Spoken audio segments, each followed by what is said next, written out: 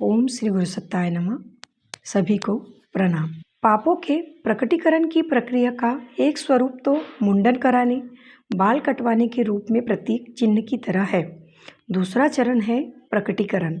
यह मात्र किसी सत्पात्र के सम्मुख ही हो सकता है। सार्वजनिक घोषणा कर सकने का किसी में साहस हो तो और भी उत्तम है, पर इस प्रकटीकरण में यह ध्यान रखना चाहिए कि व्यभिचार जैसी प्रक्रियाओं में साथी का नाम, पता आदि प्रकट न किया जाए। पापों पर पड़े हुए पर्दे को उठाने और प्रकटीकरण की विधा पूरी करने के लिए शास्त्र निर्देश इस प्रकार है।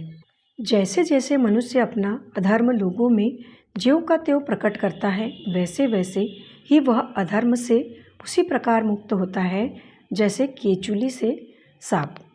मनुस्मृति। हे राजेंद्र, जब पुण्य पाप दोनों समान होते हुए हैं, तब जिसको गुप्त रखा जाता है उसकी वृद्धि होती है, और जिसका वर्णन कर दिया जाता है उसका क्षय हो जाता है। महाभारत। पाप को छुड़ाने से मनुष्य 7 जन्मों तक कोढ़ी, दुखी, नपुंसक होता है। इसीलिए पाप को प्रकट कर देना ही उत्तम है। पाराशर स्मृति।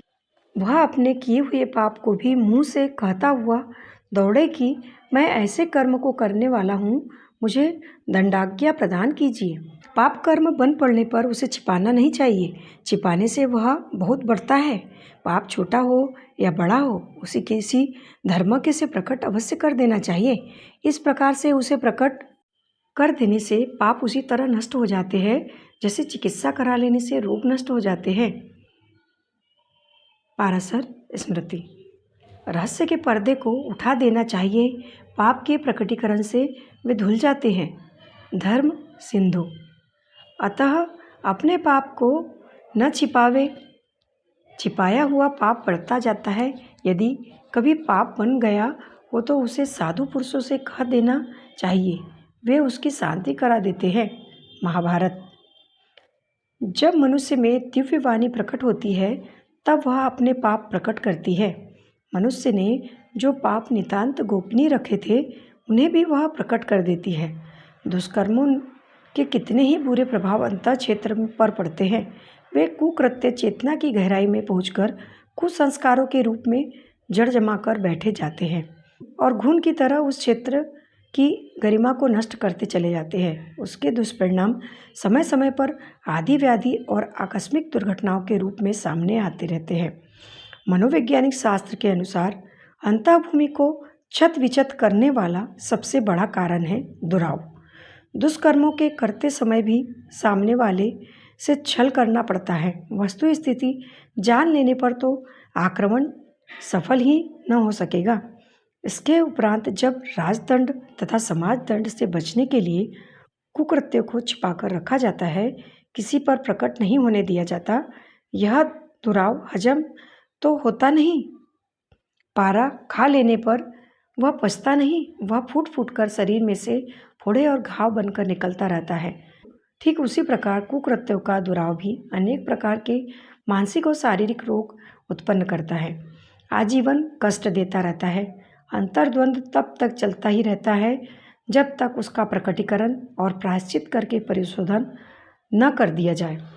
परिशोधन प्रक्रिया में प्रकटीकरण भी एक उपचार है। जो कुकृत्य बन पड़े हैं उनका प्रकटीकरण आवश्यक है, पर वह होना उन्हीं के सामने चाहिए जो इतना उदार हो कि चिकित्सक की करुणा से अपराधों को धैर्यपूर्वक सुन सके और घृणा धारण किए बिना उन्हें अपने भीतर पचा सके। प्रकट करने वाले की निंदा न होने दे, उसे उस प्रकटीकरण के कारण लोक निंदा के द्वारा होने वाली क्षति न पहुँचने दे, वरन उसे स्नेहपूर्वक सत् परामर्श देकर सुधरने में सहायता करे। ऐसे व्यक्ति जब तक न मिले तब तक प्रकटीकरण नहीं ही करना उचित है। ईसाई धर्म में मरने से पूर्व पाप स्वीकृति का वर्णन कन्फेक्शन आवश्यक धर्म कृत्य माना जाता है। समय रहते पादरी को बुलाया जाता है। एकांत में मरणासन्न व्यक्ति जीवन भर के अपने सारे पाप को विस्तार पूर्वक बताता है और जी हल्का करता है। पादरी को पिता कहते हैं। उसमें परम करुणा रहती है। वह धैर्य और शांतिपूर्वक उसे सुनता है और ईश्वर से क्षमा की प्रार्थना करता है, न उसके मन में घृणा होती है और न औरों पर प्रकट करने की क्षुद्रता का परिचय देना ही उसकी गरिमा के उपयुक्त होता है। शीर्षक समाप्त। पुस्तक का नाम प्रसुप्ति से जागृति की ओर। लेखक पंडित श्रीराम शर्मा आचार्य। धन्यवाद।